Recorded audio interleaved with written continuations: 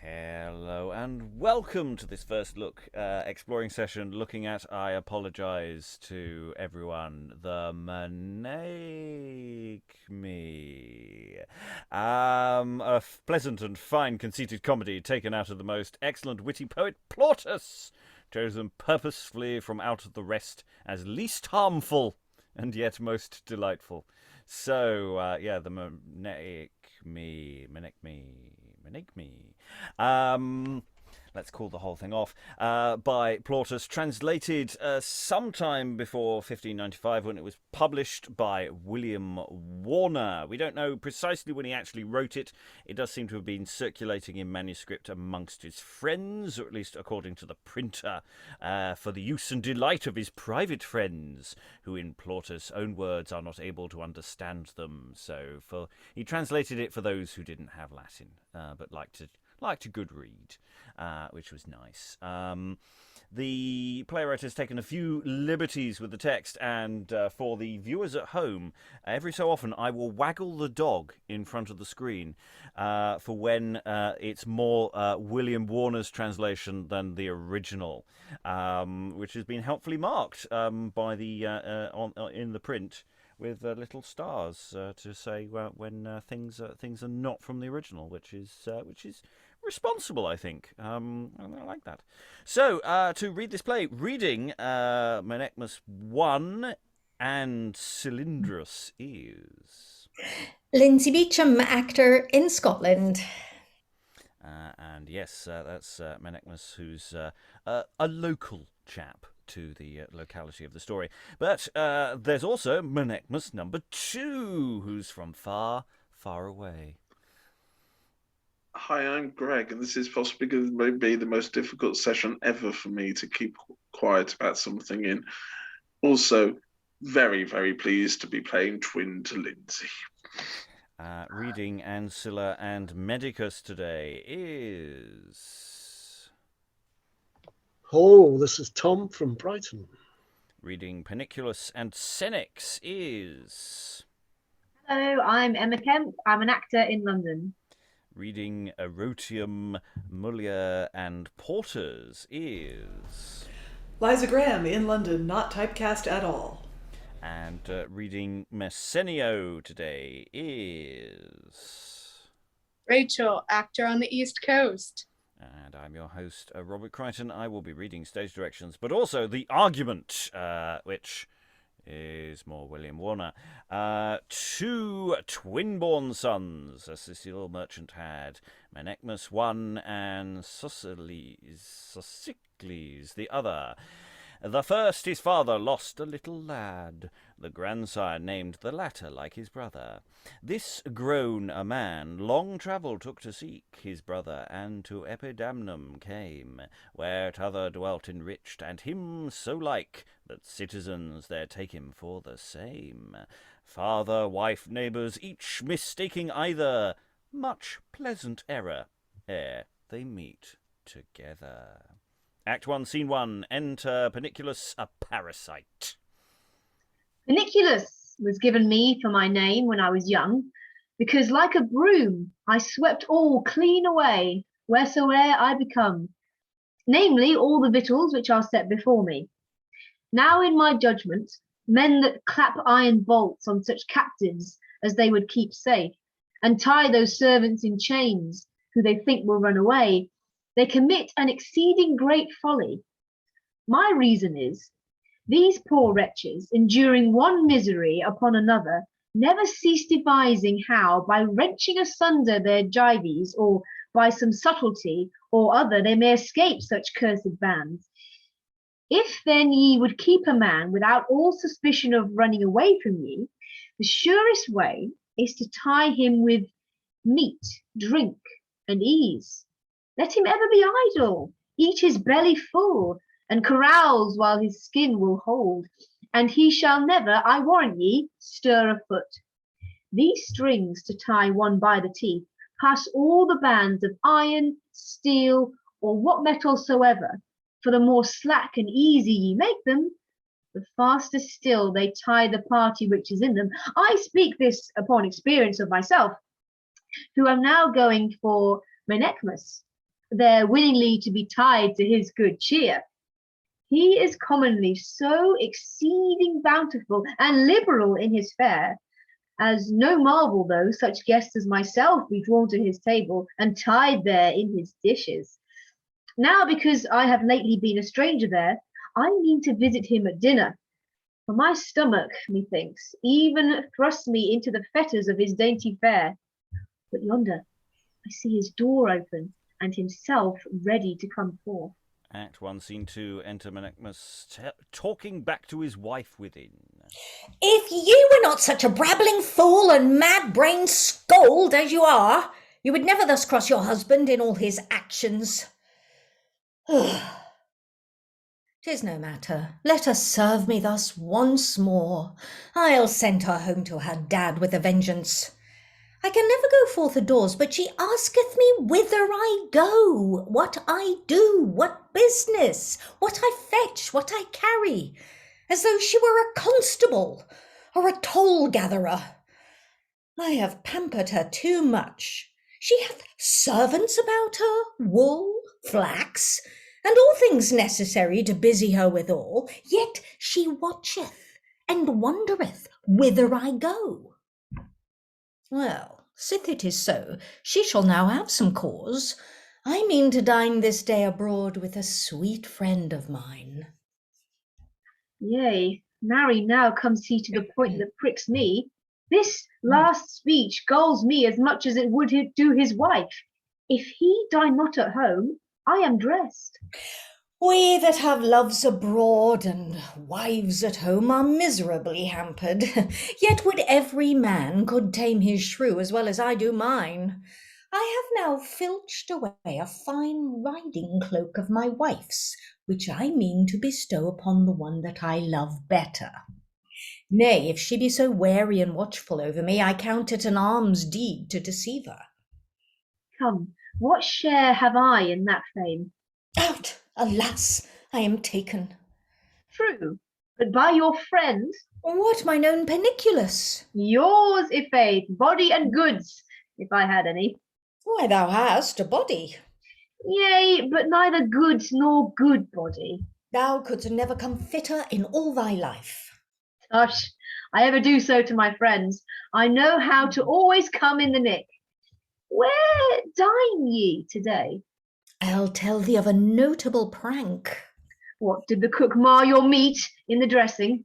Would I might see the reversion. Tell me, didst thou see a picture how Jupiter's eagle snatched away Ganymede, or how Venus stole away Adonis? Often, but what care I for shadows? I want substance. Look thee here, look not I like such a picture? Oh, what cloak have you got here? Prithee, say I am now a brave fellow. But hark ye, where shall we dine? Tush, as I say as I bid thee, man. Out of doubt ye are a fine man. What, canst add nothing of thine own? Ye are a most pleasant gentleman.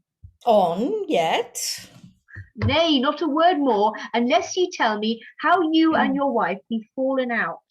Nay, I have a greater secret than that to impart to you. Say your mind. Come farther this way from my house. So, let me hear. Nay, farther yet. I warrant ye, man. Nay, yet farther.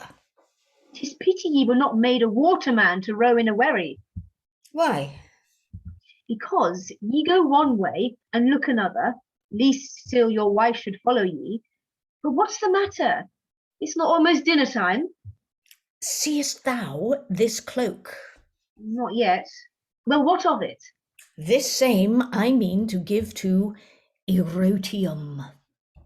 That's well. But what of all this? There I mean to have a delicious dinner prepared for her and me. And me? And thee. Oh, sweet word! What, shall I not presently at her door? I knock. But stay too, Peniculus, let's not be too rash. Oh, see that she is in good time coming forth. Ah, he now looks against the sun, how her beams dazzle his eyes. And enter Erotium. What? Mine own Menechmus! Welcome, sweetheart! And what am I? Welcome to? You, sir, ye are out of the number of my welcome guests. I am like a voluntary soldier, out of pale. Erotium, I have determined that here shall be pitched a field this day. We mean to drink for the heavens, and which of us performs the bravest service at his weapon, the wine bowl, yourself as captain shall pay him his wages according to his deserts. Agreed. I would we had the weapons, for my valour pricks me to the battle. Shall I tell thee, sweet mouse, I never look upon thee, but I am quite out of love with my wife. Yet you cannot choose, but you must still wear something of hers. What's this same? This was such a spoil, sweetheart, as I took from her to put on thee. Mine own Menechmus, well worthy to be my dear of all dearest. Now she shows herself in her likeness.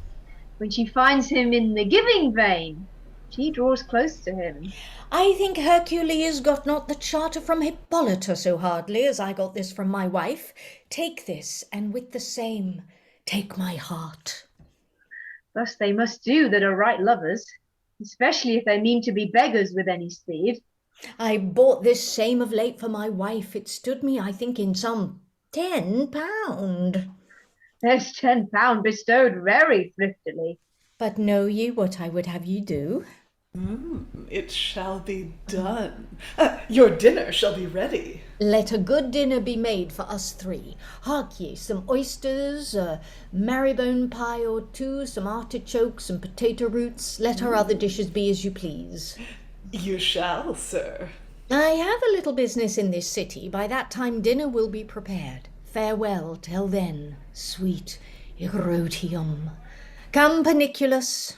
Nay, I mean to follow ye. I will sooner lease my life than sight of you till this dinner be done. Exeunt Menechmus and Peniculus. Who's there? Call me Cylindrus the cook hither. And enter a completely different person, Cylindrus. Cylindrus, take this handbasket, and here, there's 10 shillings. Is there not? 'Tis so, mistress. Buy me of all the daintiest meats you can get, you know what I mean, so as 3 may dine passing well, and yet no more than enough. What guests have ye today, mistress? Here will be Menechmus, and his parasite, and myself. That's 10 persons in all. How many? 10. For I warrant you that parasite may stand for 8 at his victuals. Go, dispatch as I bid ye, and look ye return with all speed. I will have all ready with a trice. And they exit. We'll go straight into Act 2, Scene 1. We have coming up a problematic bit of racial material in a moment, so just be aware of that coming up. Act 1, Scene 2. Enter Menechmus, Sophocles, the other one, and Messenio, his servant, and some sailors. Surely, Messenio, I think seafarers never take so comfortable a joy in anything as when they have been long toil, and turmoiled in the wide seas, they hap at last to ken land. I'll be sworn, I should not be gladder to see a whole country of mine own than I have been at such a sight. But, I pray, wherefore are we now come to Epidamnum? Must we needs go to see every town that we hear of? Till I find my brother, all towns are alike to me. I must try in all places. Why then, let's even as long as we live seek your brother. 6 years now have we roamed about thus, Istria, Hispania, Massilia, Illyria, all the upper sea, all high Greece, all haven towns in Italy. I think if we had sought a needle all this time, we must needs have found it, had it been above ground. It cannot be that he is alive, and to seek a dead man thus among the living, what folly is it? Yea, could I but once find any man that could certainly inform me of his death, I was satisfied. Otherwise I can never desist seeking. Little knowest thou, Messenio, how near my heart it goes. This is washing of a blackamoor. Faith, let's go home, unless ye mean we should write a story of our travail. Sir, no more of these saucy speeches. I perceive I must teach ye how to serve me, not to rule me. Aye, so now it appears what it is to be a servant. Well, yet I must speak my conscience. Do ye hear, sir? I' faith, I must tell ye one thing. When I look into the lean estate of your purse and consider advisedly of your decaying stock, I hold it very needful to be drawing homeward, lest in looking your brother, we quite lose ourselves. For this assure yourself, this town, Epidulamnum, is a place of outrageous expenses, exceeding in all riot and lasciviousness, and, I hear, as full of ribalds, parasites, drunkards, catchpoles, conny-catchers, and sycophants, as it can hold. Then for courtesans, why here's the currentest stamp of them in the world. You must not think here to escape with as light cost as in other places. The very name shows the nature. No man comes hither sine domino. Ye say very well indeed. Give me my purse unto mine own keeping, because I will so be the safer. Sine damno. Why, sir? Because I fear you will be busy among the courtesans, and so be cozened of it. Then should I take great pains in belabouring your shoulders. So to avoid both these harms, I'll keep it myself. I pray do so, sir. Ale the better. And enter Cylindrus. I have tickling gear here, I' faith, for their dinners. It grieves me to the heart to think how that cormorant knave Peniculus must have his share in these dainty morsels. But what? Oh, is Menechmus come already before I could come from the market? Menechmus, how do you, sir? How haps it you come so soon? God a mercy, my good friend, dost thou know me? Know ye? No, not I. Where's mouldy chaps that must dine with you? I'm murrin on his manners. Who meanest thou, good fellow? Why, Peniculus, worship, that horse and lick trencher, your parasitical attendant. What? Peniculus? What attendant? My attendant? Surely this fellow is mad. Did I not tell you what coney-catching villains you should find here? Menechmus, hark ye, sir, you come too soon back again to dinner. I am but returned from the market. Fellow, here thou shalt have money of me. Go, get the priest to sacrifice for thee. I know thou art mad, else thou wouldst never use a stranger thus. Alas, sir, Cylindrus was wont to be no stranger to you. Know ye not, Cylindrus? Cylindrus, or Coliandrus, or what the devil thou art, I know, Lord, neither do I care to know. I know you to be Menechmus. Thou shouldst be in thy wits, in that thou named me so right, but tell me, where had thou known me? Where? Even here, where you first fell in love with my mistress, Erotium. I neither have lover, neither know I who thou art. Know ye not who I am? Who fills your cup and dresses your meat at our house? What a slave is this? That I had somewhat to break the rascal's pate withal. At your house, when as I never came in Epidamnum till this day. Oh, that's true. Do you not dwell in yonder house? Foul shame light upon them that dwell there for my part. Questionless he's mad indeed to curse himself thus. Hark ye, Menechmus. What sayest thou? If I may advise you, you shall bestow this money which you offered me upon a sacrifice for yourself. For out of doubt you are mad that curse yourself. What a varlet art thou to trouble us thus? Tush, he will many times jest with me thus, yet when his wife is not by, 'tis a ridiculous jest. What's that? This I say, think ye I've brought meat enough for 3 of you? If not, I'll fetch more for you and your wench, and snatch crust your parasite. What wenches? What parasites? Villain! I'll make thee tell me what thou meanst by all this talk. Away, jackanapes, I say nothing to thee, for I know thee not. I speak to him that I know. Out, drunken fool! Without doubt thou art out of thy wits. That you shall see by the dressing of your meat. Go, go, you were better to go in and find somewhat to do there, whiles your dinner is making ready. I'll tell my mistress you be here. Is he gone? Messenio, I think upon thy words already. Tush! Mark, I pray. I'll lay 40 pound here dwells some courtesan to whom this fellow belongs.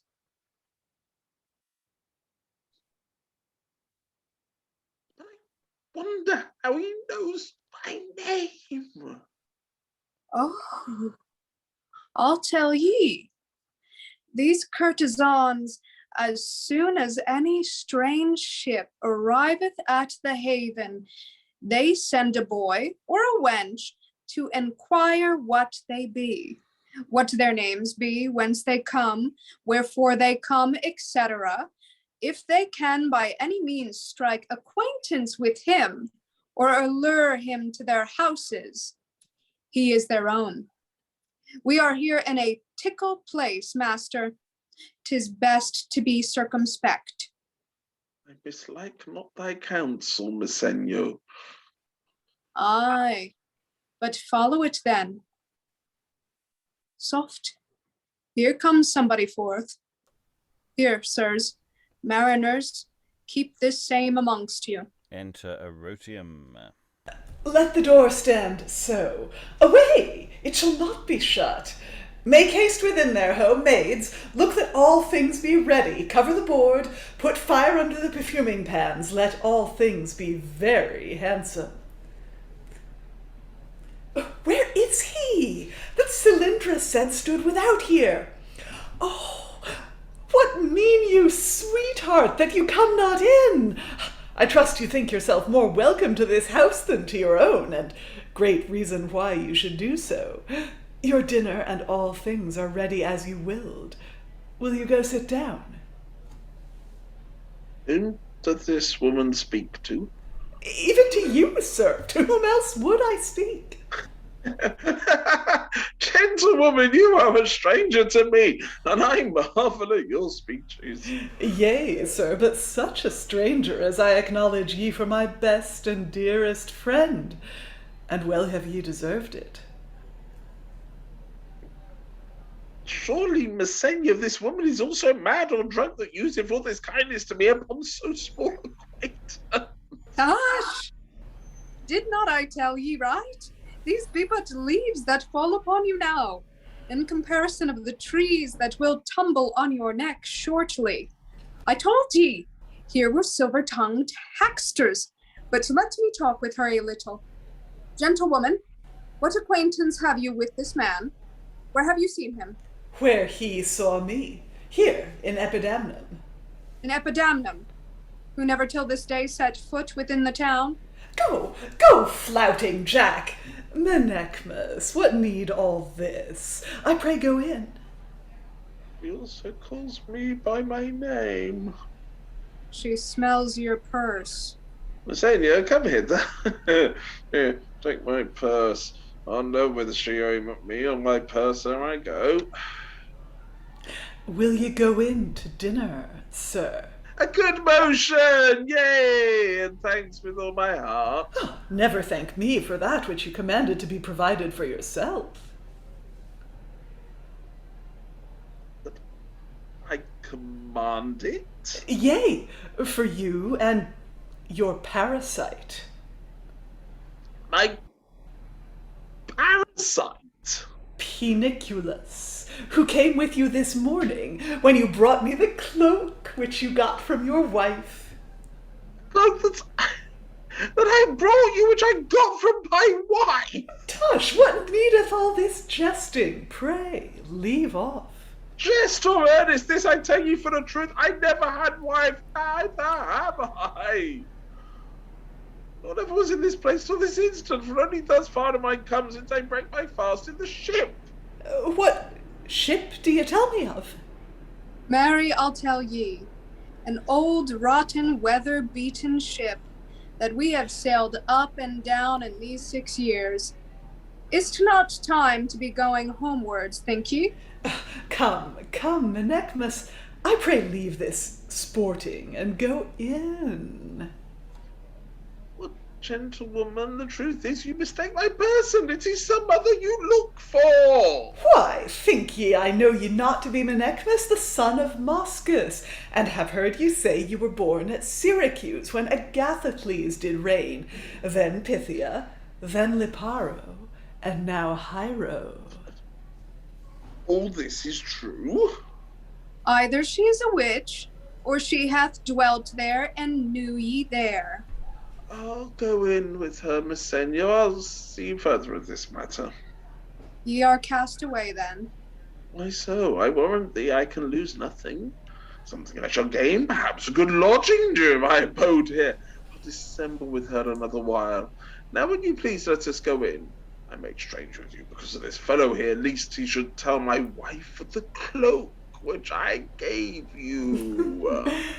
Will you stay any longer for your Peniculus, your parasite? Not I. I'll either stay for him, nor let him come in. Have him let him come in, if he do come. All the better. But, sir, will you do one thing for me? What is that? To bear that cloak which you gave me to the dyers, to have it new trimmed and altered. Yea, that will be well, so my wife shall know it. Let me have it with me after dinner. I will but speak a word or two with this fellow. Then I'll follow ye in. Exit Erotium. Ho! Messenio! Come aside. Go and provide for thyself and these ship boys in some inn, then look after that after dinner you come hither for me. Ah, master, will ye be conny-catched thus wilfully? Foolish knave! Seest thou not what a sot she is? I shall cozen her, I warrant thee. Aye, master. But that be gone! D'ye see, she hath him safe enough now. That he hath escaped 100 pirates at 100 pirates' hands at sea, and now one land rover hath boarded him at first encounter. Come away, fellows. And exit Messenio, soldiers, etc. I think it's a decent enough point to pause and just sort of take in the general flow. There's two people with the same name. It's all very confusing. There's a lot of good back and forth. That's nice, just general bouncing of the dialogue. I'm liking the servant-master relationships. They're working very nicely. Plautus knew what he was doing, and it has to be said the translation seems to be pretty good as well. Actually, it seems very readable. It seems like there's a lot of give to it. Thoughts in the room. There's some nice quotable little lines. Some good insults. I like if you not necessarily original insults, but there's some good ones. And we've got the return. I say the return. The beginning. The starting point of all of those servants or boys that we see in plays, who are always going, it's not fair, I'm tired, I want food, my master doesn't feed me enough food. I mean, this is where it all comes from. It's all coming from these sort of servants, from the new comedy a couple of thousand years earlier. So that's we've finally got to the point where we actually get to the source of this particular material, albeit in a late 16th century translation. Thoughts in the room before we dive into Act 3? Someone must have thoughts. Come on, I know you're enjoying it. You just enjoy doing a play. You know, it won't be long. We'll move on in a second. Liza. Well, I'm just enjoying the prose. All the characters seem to have very distinct voices, and they seem very human. This is a person who knows how to write people. Yeah, and you know, it does seem to be following the. I mean, I gave up waggling the dog because there were so many little random points where, you know, he's being, you know, tweaking, shall we say, Plautus' original, but they're not fundamental changes. I think he's just being really dogmatic about, well, that's not quite where the line goes. I think Cylindrus. What is it? When he does the Menechmus does his Cylindrus or Cylindrus? Is that in Colander? Was that where that was coming from? So he's going pot. Is he a pot or Colander? A sort of gag thing. I don't know whether that's not what was going on there. That I might be. There's another one coming up where he calls Peniculus Pediculus, which means louse. So like literal parasite. So but it's a question whether that's what Plautus is doing or that's what the translator is doing. I don't know. That's not my job. I just see that's where you push the line to get a gag, to get a laugh from the audience, because I like laughs from the audience. All human life is here. Any other thoughts before we move on? No. Okay, you just want to read the play, right? Okay, that's fine. That's allowed. Act 3. Enter Peniculus.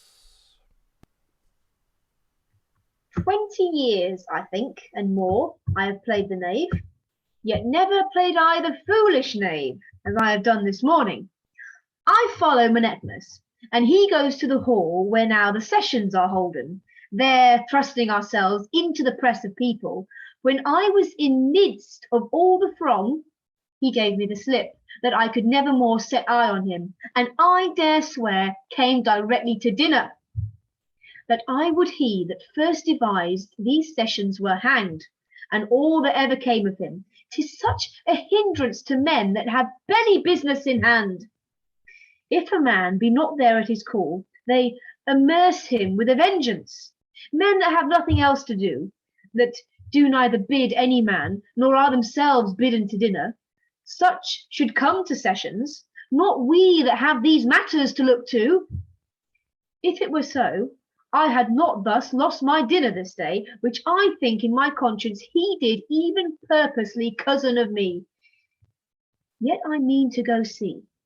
If I can but light upon the reversion, I may perhaps get my pennyworths. But how now? Is this Menechmus coming away from thence? Dinner done and all dispatched? What execrable luck have I? Hush, I warranty it shall be done as ye would wish. I'll have it so altered and trimmed anew that it shall by no means be known again. He carries the cloak to the dyer's, dinner done, the wine drunk up, the parasite shut out of doors. Well, let me live no longer, but I'll revenge this injurious mockery. But first, I'll hearken a while what he saith. Good gods, who ever had such luck as I? Such cheer, such a dinner, such a kind entertainment. And for a farewell, this cloak, which mean I shall go with me. Speaks so softly, I cannot hear what he saith. And I'm sure he is now flouting at me for the loss of my dinner. She tells me how I gave it her and stole it from my wife. But I perceived she was in error, though I knew she not how, I began to soothe her and to say everything as she said. Meanwhile, I fared well, and that at free cost. Well, I'll go talk with him. Who is this same that comes to me? Oh, well met, fickle brain, false and treacherous dealer, crafty and unjust promise breaker. How have I deserved? You should so give me the slip, come before, and dispatch the dinner, deal so badly with him that have reverenced ye like a son. Good fellow, what meanest thou by these speeches? Rail not on me, unless thou intendst to receive a railer's hire. I have received the injury, sure I am, already. Prithee, tell me, what is thy name? Well, mock on, sir, mock on. Do ye not know my name? In truth, I never saw thee in all my life, much less do I know thee. Awake, Menechmus, awake! You oversleep yourself. I'm awake, I know not what I say. Know you not Peniculus? Peniculus or perdiculus, I know thee not. Did ye filch a cloak from your wife this morning and bring it hither to Erotium? Either have I wife, neither gave my cloak to Erotium, neither filched I from any from anybody. Will ye deny that which you did in my company? Wilt thou say I have done this in thy company? Will I say it? Yea, I will stand to it. Away, filthy man, driven away, I will talk no longer with thee. Not a world of men shall stay me, but I'll go tell his wife of the whole matter. If he is at this point with me, I will make this fame as unblessed a dinner as ever he eat. Exit Peniculus.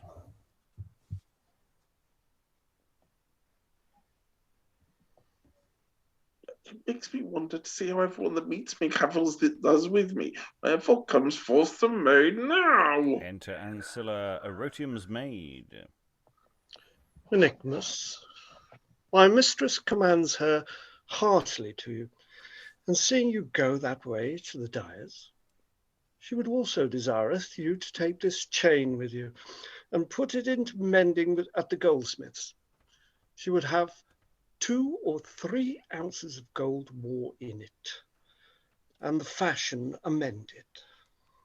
For this or anything else within my power, tell I am ready to accomplish. Do you know this chain, sir? Yea, I know it to be gold. This is the same you once took out of your wife's casket.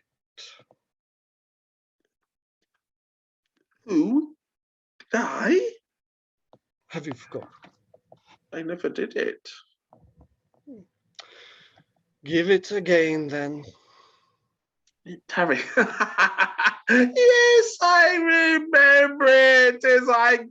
I gave your mistress.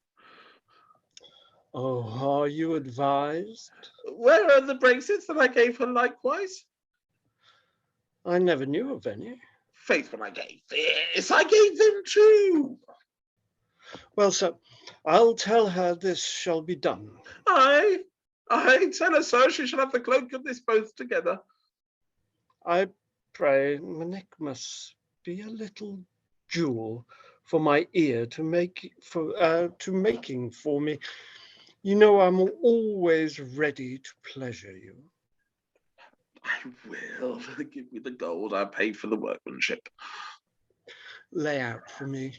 I'll pay it again. Yea, again. Alas, I have done now. When you have, will ye? I will. Go bid your mistress. Go bid your mistress. Make no doubt these I warrant her. I'll make the best hand I can of them. She gone. Indeed, Ancilla has gone. Do Do not all the gods conspire to load me with good luck? Well, I see 'tis high time to get me out of these coasts, lest all these matters should be lewd devices to draw me into some snare. There shall my garland lie, because if they seek me, they may think I am gone that way. I will now go see if I can find my man Messenio, that I may tell him how I have sped.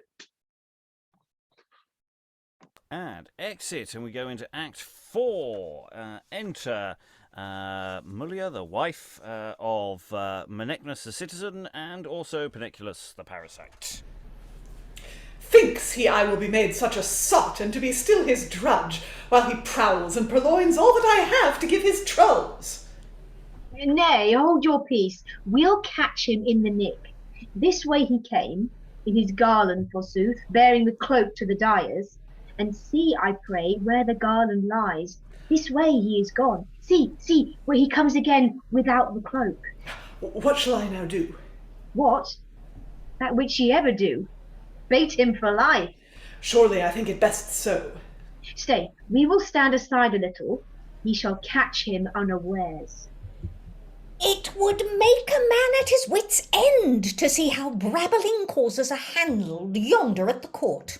If a poor man, never so honest, have a matter come to be scanned, there is he outstared and overlaid with countenance. If a rich man, never so vile a wretch, come to speak, there they all are, ready to favour his cause.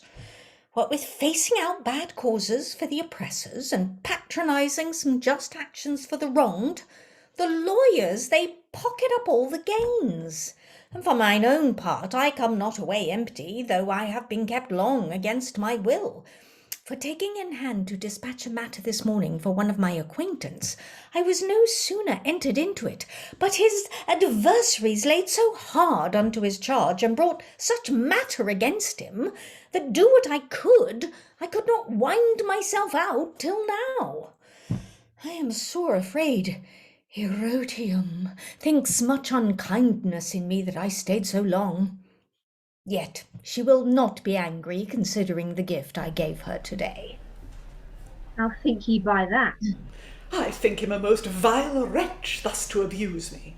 I will hie me hither. Yea, go pilferer with shame enough. Nobody sees your lewd dealings and vile thievery. How now, wife? What ail you? What is the matter? Ask ye me, what's the matter? Fie upon thee! Are you not in a fit of ague? Your pulses beat so sore. To him, I say. Pray, wife, why are you so angry with me? Oh, you know not. He knows, but he would dissemble it. What is it? My cloak. Your cloak. My cloak, man, why do you blush? He cannot cloak his blushing. Nay, I might not go to dinner with you. Do you remember? To him, I say. Hold thy peace, Peniculus. Hold my peace. Look ye, he beckons on me to hold my peace. I neither beckon nor wink on him. Out, what a wretched life is this that I live. Well, what ail ye, woman? Are you not ashamed to deny so confidently that which is apparent? I protest unto before all the gods, is not this enough, that I beckoned not on him? Oh, sir, this is another matter. Touch him in the former cause. What former cause? The cloak, man, the cloak. Fetch the cloak again from the dyers. What cloak? Nay, I'll say no more, sith you know nothing of your own dealings. Tell me, wife, hath any of your servants abused you? Let me know. Tush, tush. I would not have you be thus disquieted. Tush, tush. You are fallen out with some of your friends. Tush, tush. Sure, I am. I have not offended you. No, you have dealt very honestly. Indeed, wife, I have deserved none of these words. Tell me, are you not well? What? Shall he flatter ye now? I speak not to thee, knave.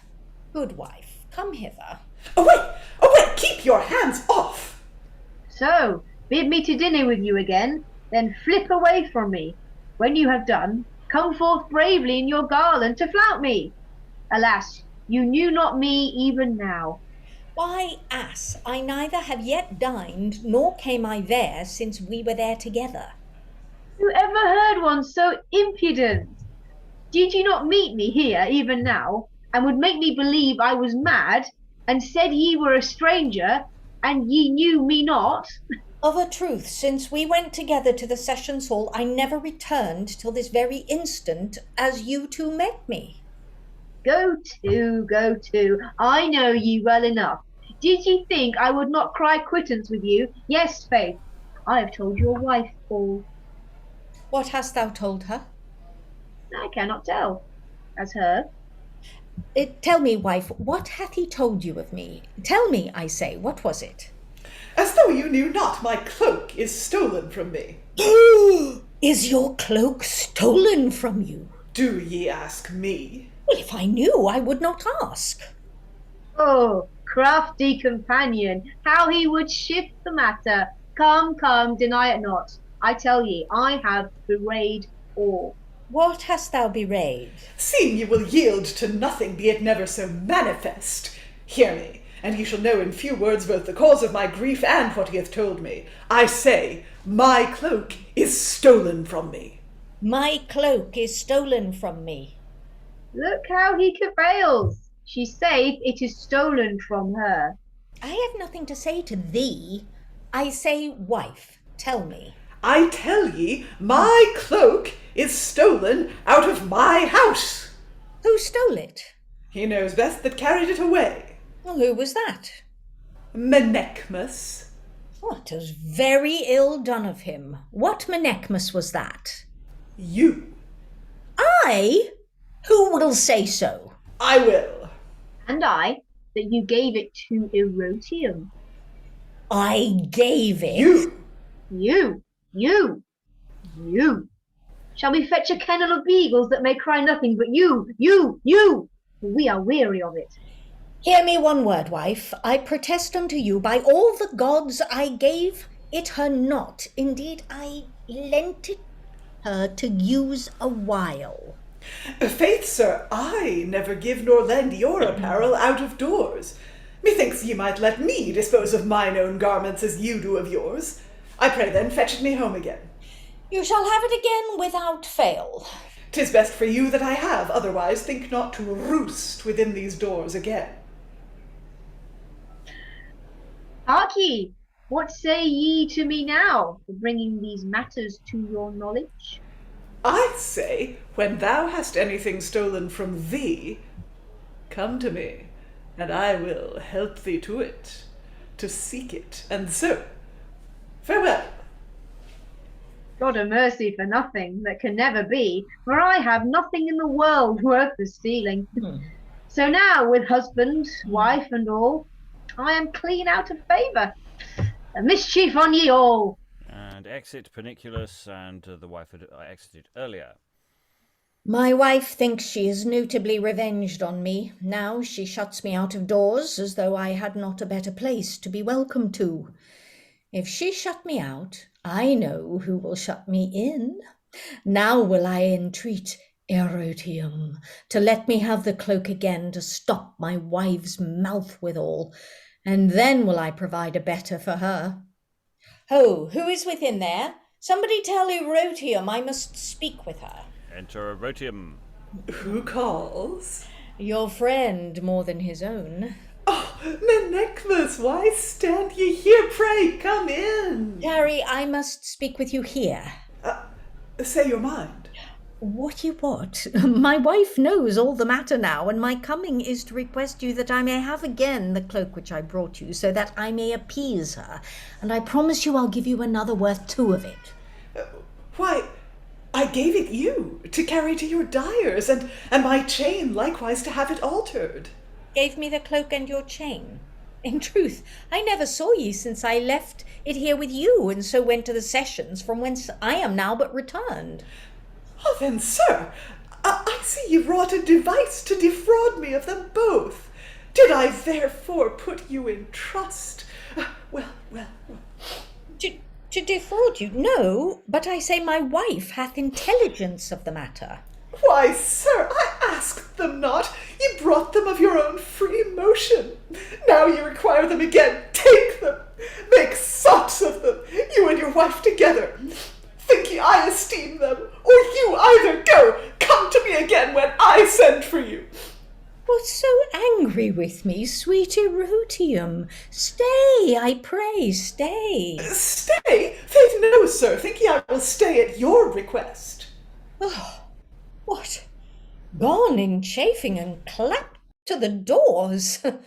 Now I am every way shut out for a very bench whistler. Neither shall I have entertainment here nor at home.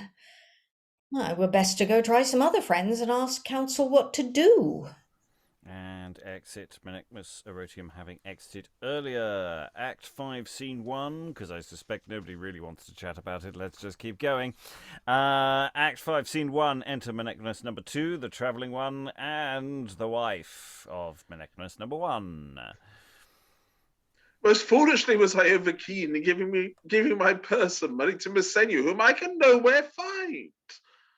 Here he has fallen into some lewd company. I marvel that my husband comes not yet. But see where he is now, and brings my cloak with him.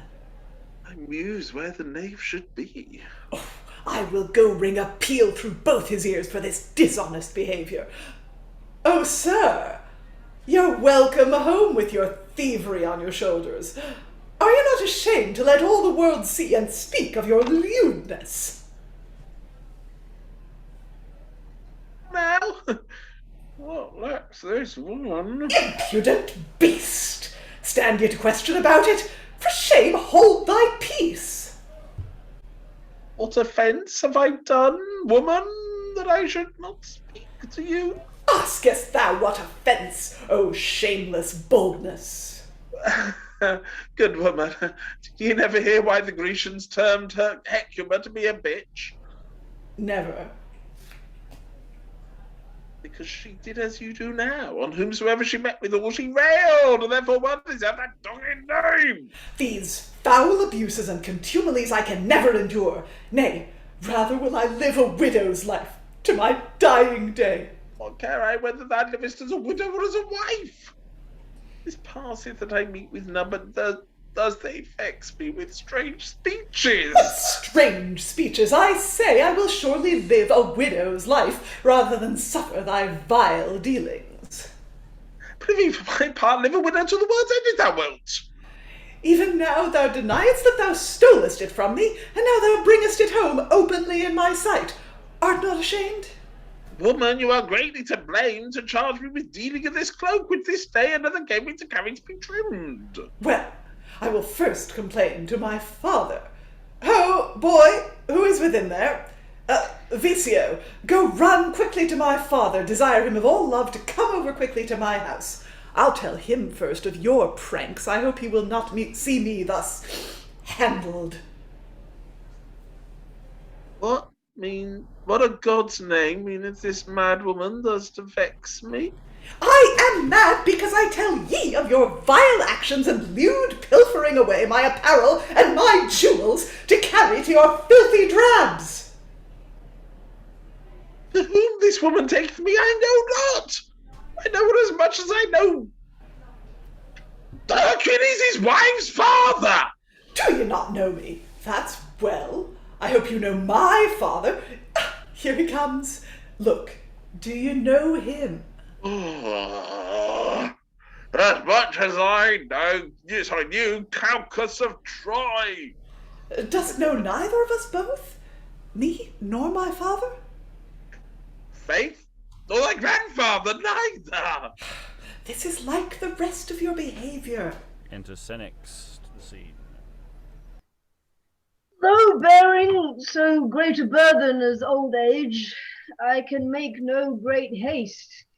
Yet, as I can, I will go to my daughter, who I know hath some earnest business with me, that she sends in such haste, not telling the cause why I should come. But I durst lay a wager. I can guess near the matter. I suppose it is some brabble between her husband and her. These young women that bring great dowries to their husbands are so masterful and obstinate that they will have their own wills in everything, and make men servants to their weak affections, and young men too, I must needs say, be naught nowadays. Well, I'll go see. But yonder, methinks, stands my daughter, and her husband too. Oh, 'tis even as I guessed. Father, you're welcome. How now, daughter? What? Is all well?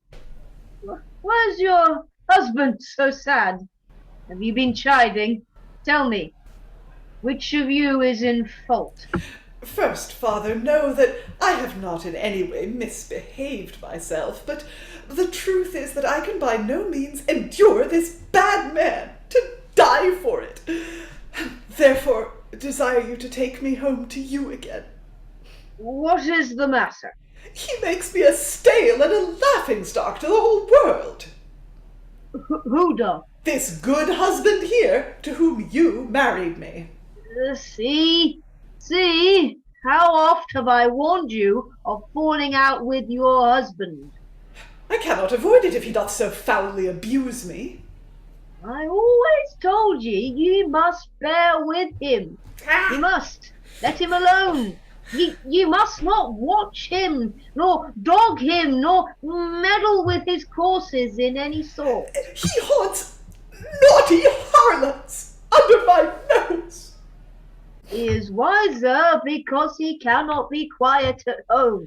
There he feasts and banquets and spends and spoils. Would ye have your husband serve ye as your drudge? Ye will not let him make merry, nor entertain his friends at home. Father, will ye take his part in all these abuses and forsake me? Not so, daughter, but if I see cause, I will as well tell him of his duty.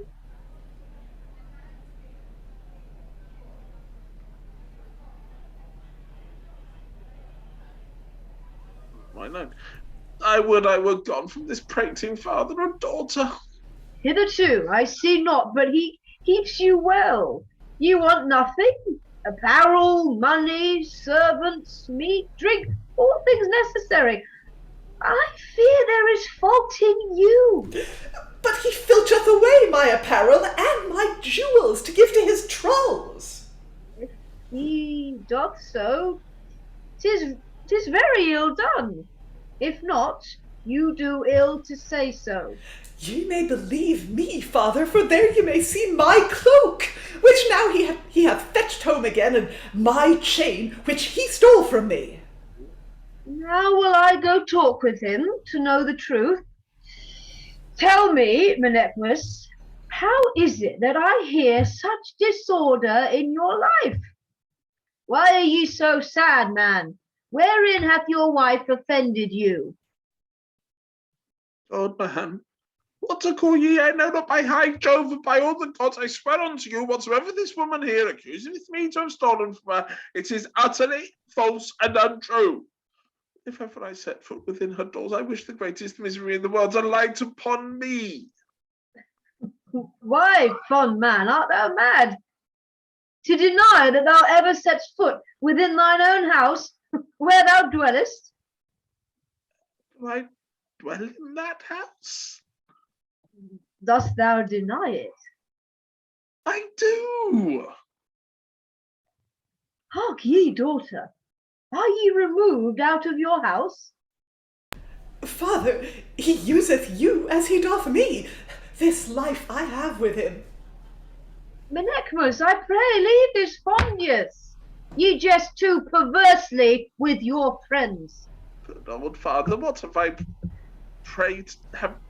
Good old father, what I pray have you to do with me, or why should this woman thus trouble me, or with whom I have no dealings in the world? Father, mark, I pray, how his eyes sparkle. They roll in his head. His colour comes and goes. He looks wildly. See. What? You see, now I am mad. The best way for me is to feign myself mad indeed, so shall I be rid of thee. Look how he stares about, how he gapes. Come away, daughter. come from him.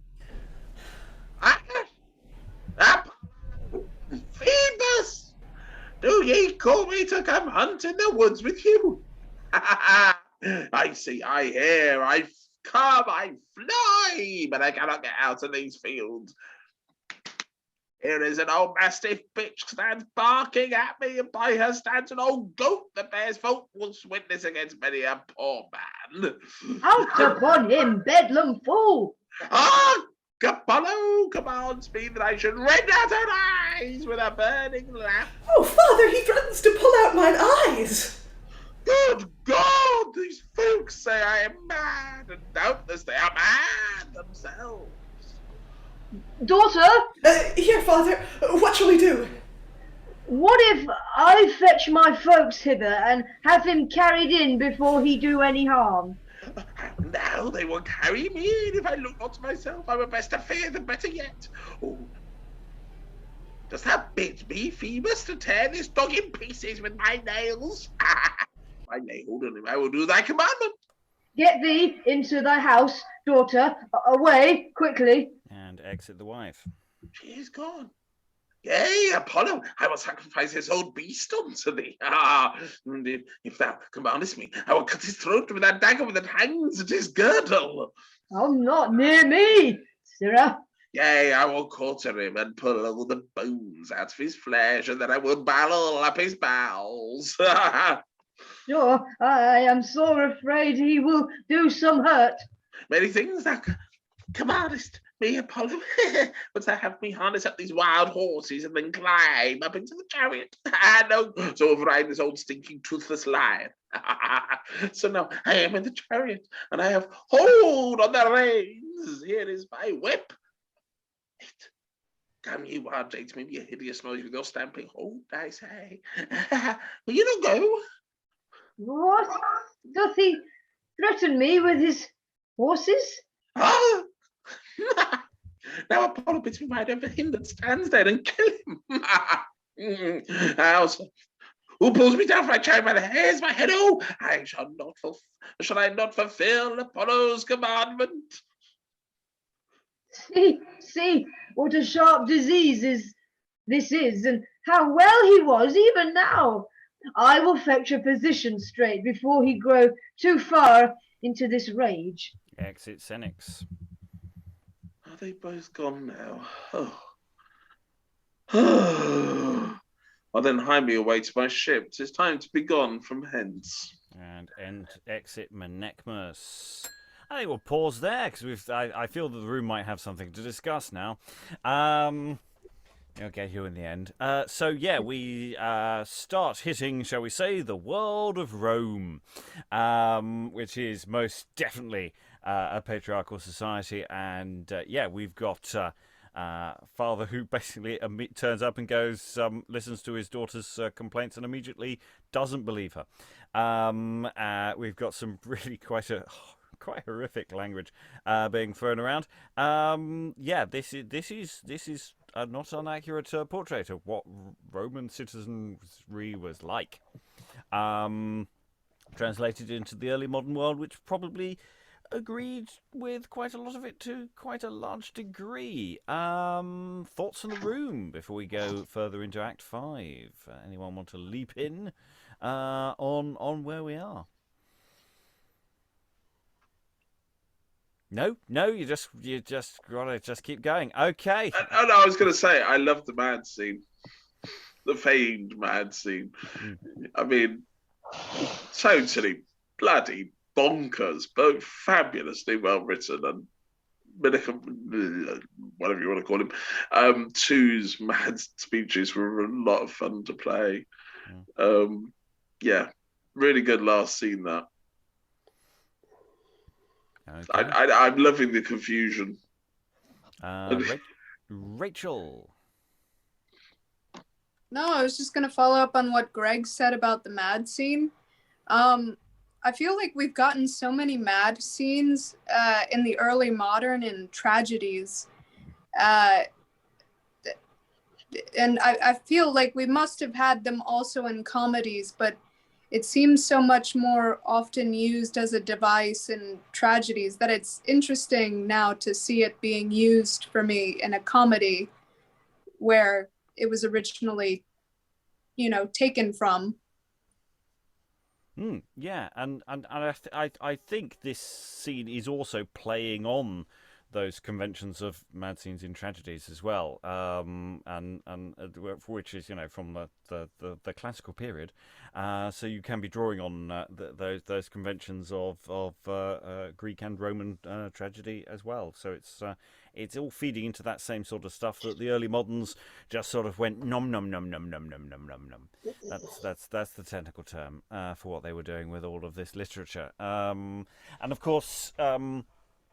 We don't really have that many more Plautus in translation, but certainly they're reading it in the original Latin, and they're also performing it, or some students are performing it as well. So these texts are known, even if they're not necessarily translated into English, as this one was.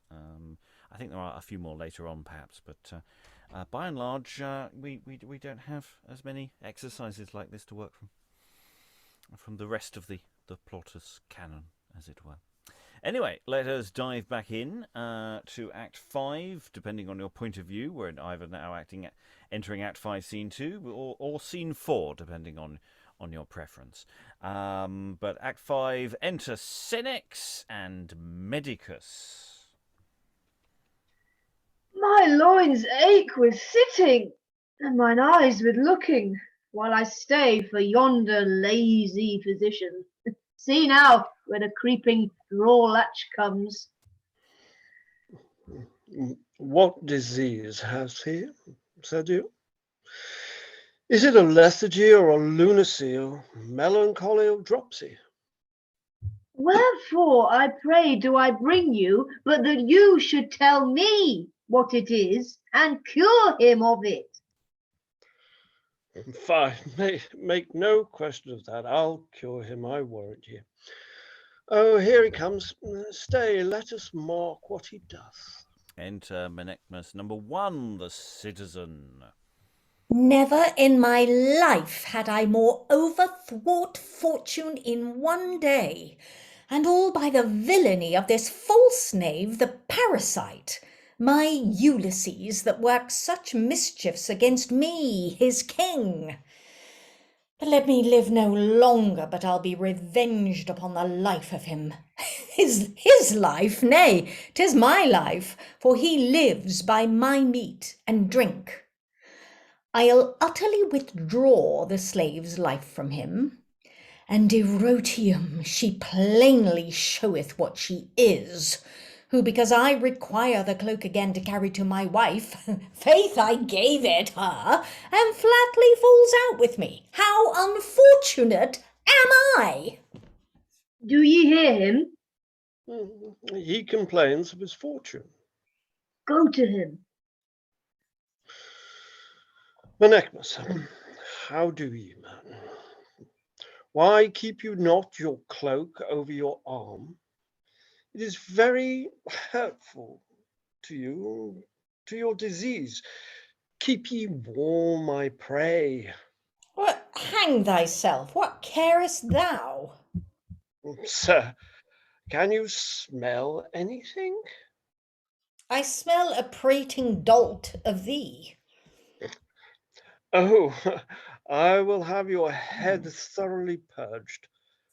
Pray tell me, Menechmus, what use you to drink, white wine or claret? What the devil carest thou? Look, his fit now begins. Why dost not as well ask me whether I eat bread or cheese or beef or porridge or birds that bear feathers or fishes that have fins? See what idle talk he falleth into. Tarry, I will ask him further. Menechmus, tell me, be not your eyes bleary and dull sometimes? What, dost thou think I am an owl? Do your guts gripe ye, and cloak in your belly? When I'm hungry they do, else not. He speaks not like a madman in that. Sleep ye soundly at night? When I have paid my debts, I do. The mischief light on thee with all thy frivolous questions. Oh, now he rages upon those words. Take heed. Oh, this is nothing to the rage he was in even now. He called his wife bitch and all to naught. Did I? That didst, mad fellow, and threatens to ride over me here with a chariot and horses, and to kill me and tear me in pieces. This thou didst. I know what I say. I say thou stolest Jupiter's crown from his head, and thou wert whipped through the town for it, and thou hast killed thy father and beaten thy mother. Do you think I am so mad that I cannot devise as notable lies of you as you do of me? Master Doctor, pray heartily make speed to cure him. See you not how mad he waxeth? I'll tell you, he shall be brought over to my house, and there I will cure him. Is that best? What else? There I can order him at list. Well, it shall be so. No, sir, I will make you take Nessing powder these 20 days. I'll beat you first with a bastinado this 30 days.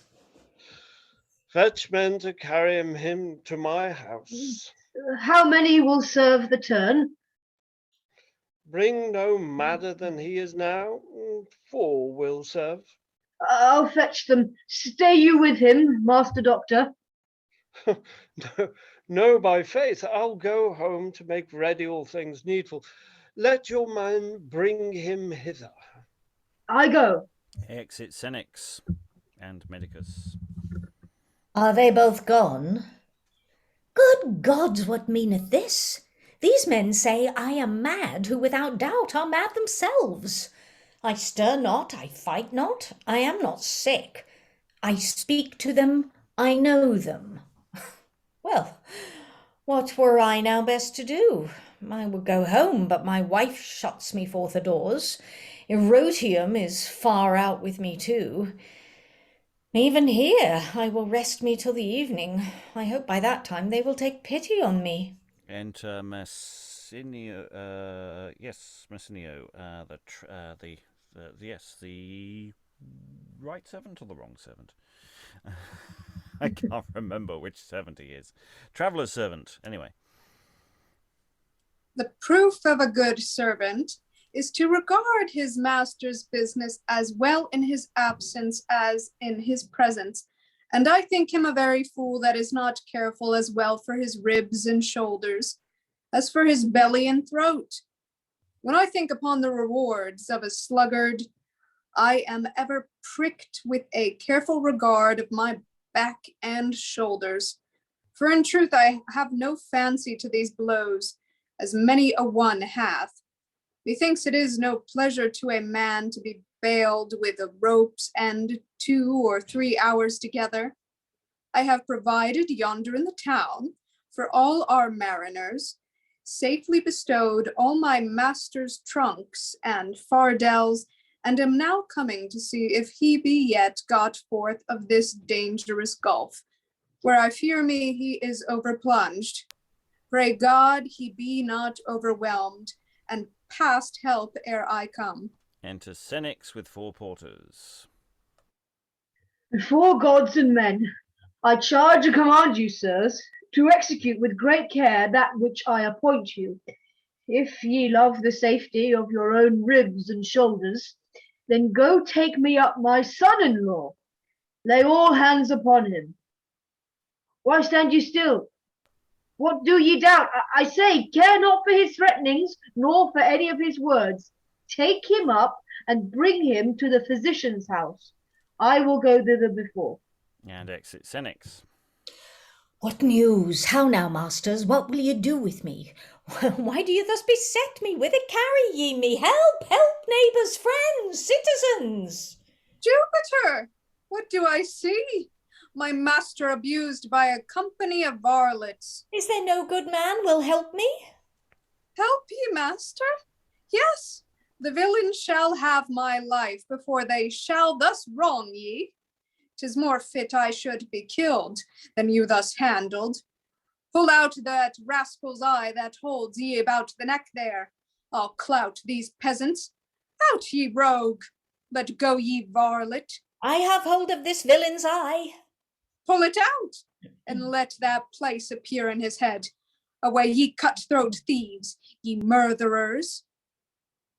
Oh, oh, oh, cry pitifully. Away! Get ye hence, ye mongrels, ye dogs. Will ye be gone? Thou rascal behind there, I'll give thee somewhat more. Take that. It was time to come, master. You had been in good case, if I had not been here now. I told you what would come of it. Now as the gods love me, my good friend, I thank thee. Thou hast done that for me which I shall never be able to requite. I'll tell ye how, sir. Give me my freedom. Should I give it thee? Seeing you cannot requite my good turn. Thou art deceived, man. Wherein? On mine honesty, I am none of thy master. I had never yet any servant would do so much for me. Why then bid me be free, will you? Yea, surely, be free for my part. Oh, sweetly spoken. Thanks, my good master. Oh, Messenio, we are all glad of your good fortune. Oh, master, I'll call you master still. I pray use me in any service as ye did before. I'll dwell with you still, and when ye go home, I'll wait upon you. Nay, nay, it shall not need. I'll go straight to the inn and deliver up my accounts and all your stuff. Your purse is locked up safely, sealed in the casket, as you gave it me. I will go fetch it to you. Do fetch it. I will. And exit Messenio. I was never thus perplexed. Some deny me to be him that I am, and shut me out of their doors. This fellow, faith, he is my bondman, and of me he begs his freedom. He will fetch my purse and money. Well, if he bring it, I will receive it and let him free.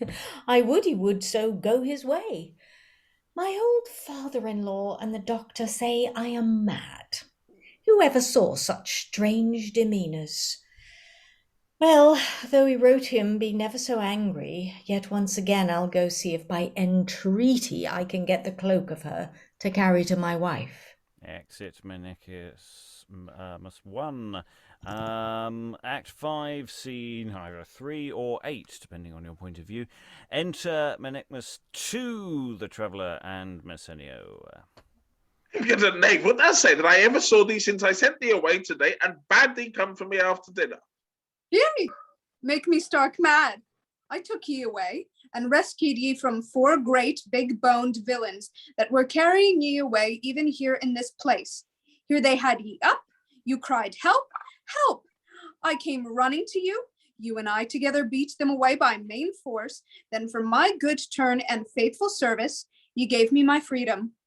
I told ye I would go fetch your casket. Now in the meantime, you ran some other way to get before me, and so you deny it all again? I gave thee thy freedom. You did. When I give thee thy freedom, I'll be a bondman myself. Go thy ways. Word. Mary, I thank ye for nothing. Enter Menechmus number 1, the citizen. Forsworn queens, swear till your hearts ache and your eyes fall out, you shall never make me believe that I carried hence either cloak or chain. Oh, heavens, master, what do I see? What? Your ghost. What ghost? Your image, as like you as can be possible. Surely not much unlike me as I think. Oh, my good friend and helper, well met. Thanks for thy late good help. Sir, may I crave to know your name? I were to blame if I should not tell thee anything. My name is Menechmus. Hey, my friend, that is my name. I am of Syracuse in Sicilia. So am I.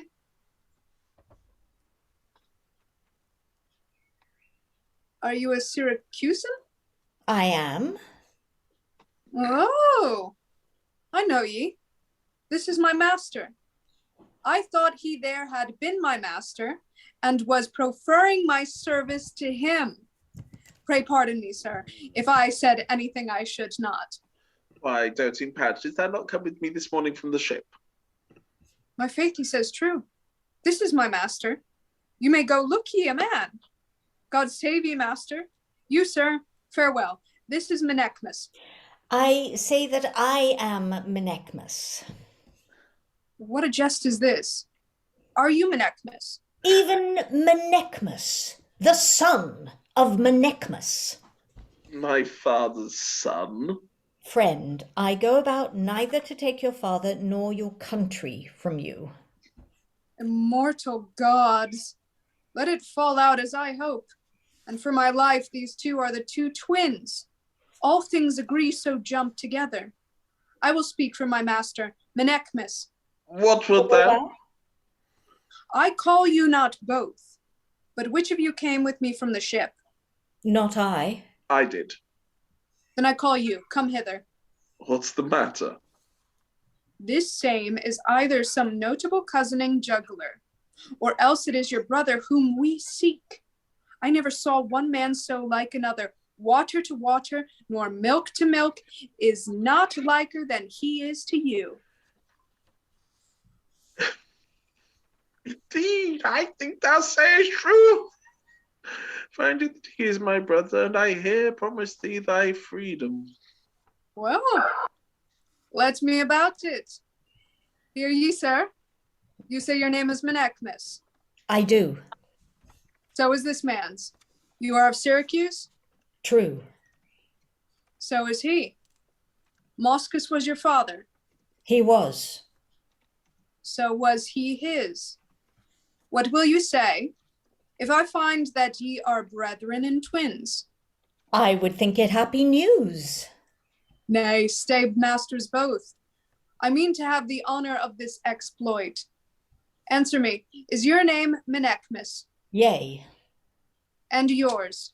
And mine. You are of Syracuse. I am. And I. Well, this goeth right thus far. What is the farthest thing that you remember there?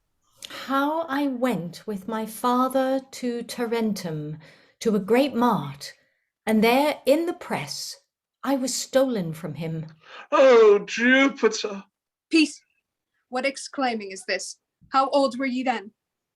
About 7-year-old, for even then I shed teeth, and since that time I have never heard of any of my kindred. Have ye never a brother? Yea, as I remember, I heard them say we were two twins. Fortune! Hush! Can ye not be quiet? Were ye both of one name? Nay, as I think they called my brother Sophocles. It is he. What need further proof? Oh, brother, let me embrace thee. Sir, if this be true, I am wonderfully glad. But how is it that you are called Menechmus? When it was told us that you and our father were both dead, nor our grandsire, memory of my father's name, changed mine to Menechmus. 'Tis very likely he would do so indeed. But let me ask you one question more. What was our mother's name? Oh, Teus Marke. Brother, the most welcome man to me that the world holdeth. I joy in 10,000 joys, the more having taken so long to and huge pains to seek you. See now how all this matter comes about? This it was that gentlewoman had ye in to dinner, thinking it had been he. Oh, true it is. I willed a dinner to be provided for me here this morning, and I also brought hither closely a cloak of my wife's, and gave it to this woman. Is not this the same brother? Well, how came you by this? This woman met me, had me in to dinner, entertained me most kindly, and gave me this cloak and this tray. Indeed, she took you for me, and I believe I have been as strangely handled by occasion of your coming. You shall have time enough to laugh at all these matters hereafter. Do ye remember, master, what ye promised me? Brother, I will entreat you to perform your promise to Messenio. He is worthy of it. I am content.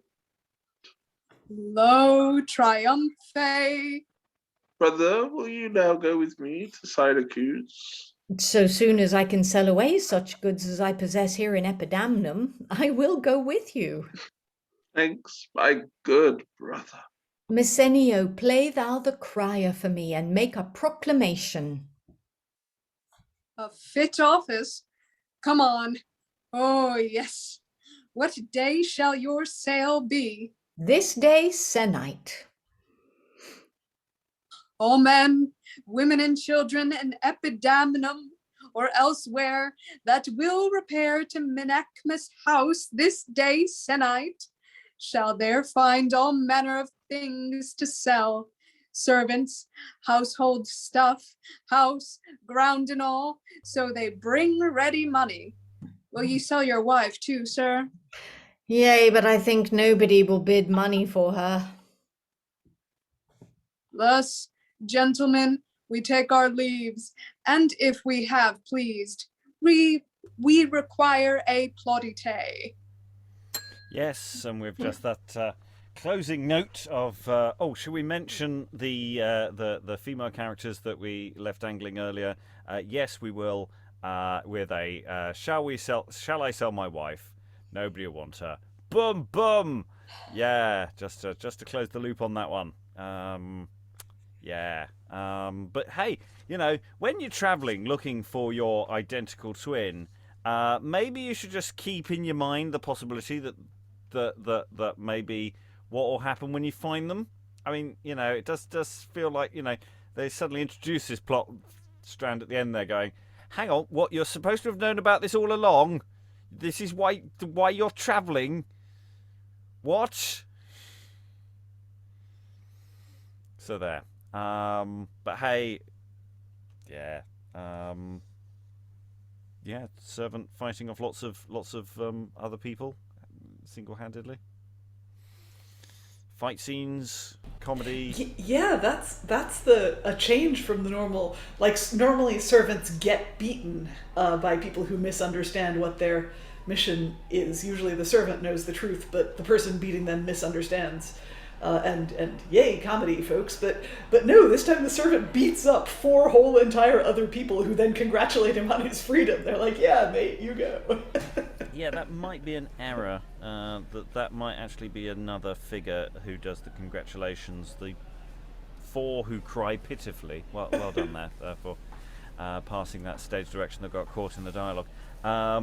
They might be separate. So that's something I'll look into. So, yeah, it seems like he just had some other guy with him when he came on. But hey, freedom, freedom's an important thing in this society because, they have a lot of slaves. So, we're hitting all of the problems with this society in one play. But in a sense, that's one of the interesting elements of this is actually looking at a separate society in a different way from a far-off land. This is not one naturally that works well for audio. Having people who are confused about the identity of somebody else is a very visual cue thing. And ironically, one of the problems with this kind of play is that you have to make sure that you know that they look different, the two identical people. The audience has to know which is which, otherwise the jokes don't land, because the misunderstanding. So they have to be identical but different. So you can't be too identical. It's the whole disguising problem all over again. The disguise is amazing and magic, but the audience has to know who the person is at all times. So the disguise can't be too good.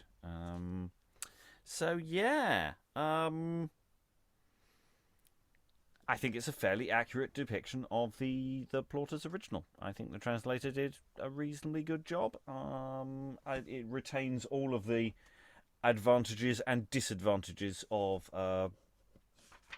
early, a Roman comedy, from the acceptance of the normality of owning people, through to casual misogyny and bit of ableism along the way. It's all sorts of little problems that crop up in a text of this period, but historically very interesting. Any final thoughts from around the room? Wave if you want to give me a final thought, because I get the impression this today was not a thought day. I think people just wanted to read the play. I'll go to Greg. I really enjoyed that, but I think that's possibly because I had some of the possibly some of the best scenes in that show. It was interesting to see the structure. It was really interesting knowing full well that to a Roman slave, the idea of even remotely being given their freedom was a massive thing. So actually the Messenio, sorry, I've got his name again, is played for laughs. That chance of freedom is a huge thing for him. And Plautus would have known that more so. I'm thinking, sorry, this is the Roman architectural person coming out. I'm thinking of this in the terms of the set design that would have been there for the Roman period, with the three doors and so on. I'm not sure there was any need for any of the doors, but hey, I love the fact that Plautus does say one of the first times it's the wife enters, or the courtesan enters, she talks to the door, which would have been a huge part of that set design. If you want to know what a Roman stage looked like, actually the best example is, for the audience, for anybody in the room, the Teatro Olympio and I've forgotten, somewhere in North Italy, which is a Renaissance version of Roman theatre, but it's very, very close to what the theatre would have looked like. But yeah, no, I loved it. I'm going to put that down as one of the best mad scenes I think I've ever read, or seen. He definitely went for health and level on that one. But no, thank you. Great to read this and fall in love with Roman comedy. Yeah, but is it a mad scene if you don't rip off somebody's leg and beat somebody with it? That's what he nearly did. I don't think he was that far off at one point. I think if I was him, I'd have pretty much tried. Liza. Yeah, I mean, this in general, I find this play delightful. One thing, though, that the ending to me doesn't feel satisfying. I think it's sort of, he doesn't really ratchet up the tension.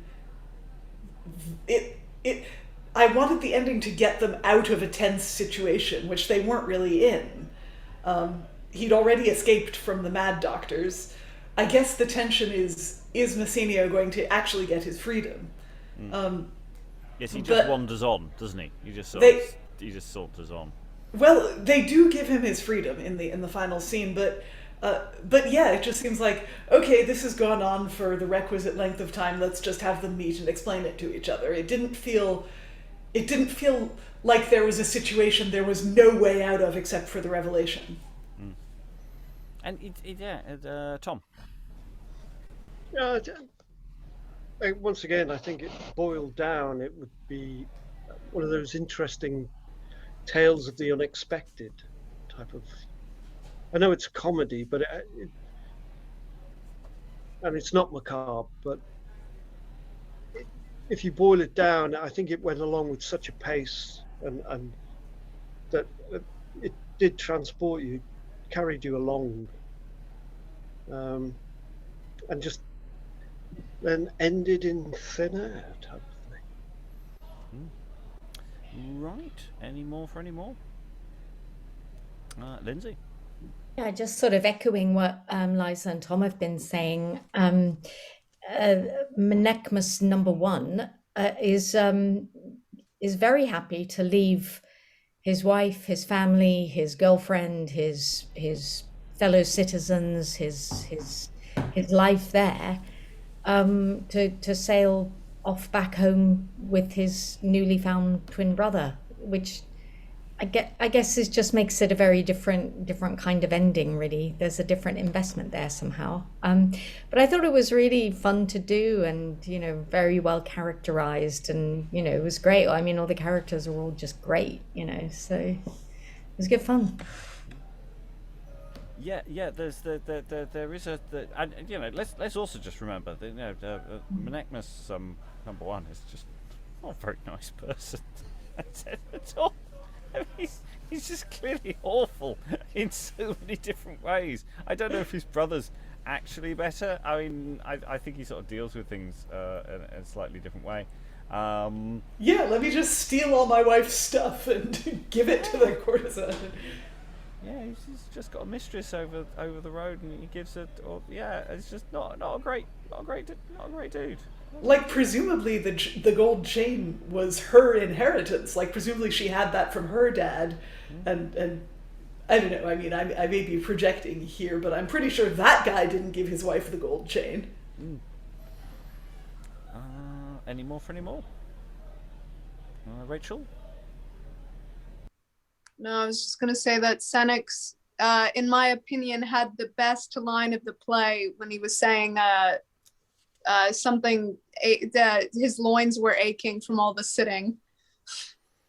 I just thought I think there's some really great jokes in here that I can understand why so many early modern playwrights were pulling from Plautus's stuff and just shoveling it like down their throats, because these jokes are A+. Yes, there are some very nice turns of phrase all over. Yeah, imagine saying that to an early modern audience that are sitting on early modern theater seats. Those that are seated, it's like, oh, my loins ache from all this sitting. Sorry, Emma, I talked. No, it's fine. Just following on from what Rachael said, talking about Senex and some of the other characters, there are some also great, just kind of smaller character parts. I really enjoyed reading Senex, and also the Doctor. Something about him being really slow. I can imagine this kind of like really sort of this kind of this Doctor kind of moving at a kind of glacial pace across the stage, like frustrating everybody. It'd be quite funny. Okay. Right. Well, that's that for that. I'd say we'll do more of these Plautus translations, but I don't actually know off the top of my head that there are that many to do. In fact, I'm not 100% certain there are any to do. Maybe some later ones. I don't know off the top of my head. So that might be it for Plautus. We've still got some Terrans to do, but never mind. I'm sure we'll get through it. All that remains is to thank all the wonderful readers for all their wonderful reading. Thank you very much, and goodbye. Just think I am an owl.